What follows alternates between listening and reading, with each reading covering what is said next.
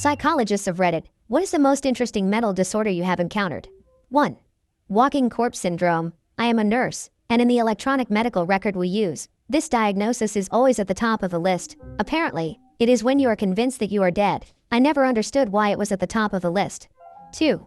Capgras delusion. A neurologist shared that the patient is convinced a family member has been replaced by an imposter who is completely identical. For example, the patient will say the person looks, sounds, and remembers everything like their spouse, but insists that is not actually their spouse, and often, they are not overly distressed by this. In 20 years, the doctor only saw it twice.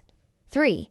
Alien hand syndrome. A psychologist observed a patient whose left hand would stroke her hair and pat her face without being under her control, with each episode lasting around 20 minutes. The cause was a tumor, and amazingly, it did not seem to cause her any distress. 4.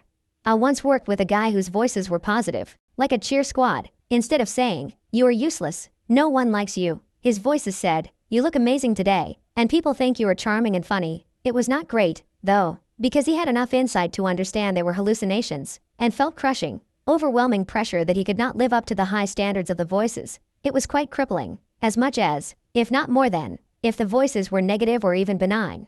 5. Hemi-neglect. The affected person does not realize they have two halves to their body and only takes care of one side, shaving one side of their face, brushing hair on that side, washing that side, while the other side is left like a dirty mountain man. 6. A psychotic patient with visual hallucinations saw colored dots all around him during episodes of distress. The great thing was that he told us he could blow the colored dots away, and we encouraged him to do it, as it greatly reduced his anxiety. 7.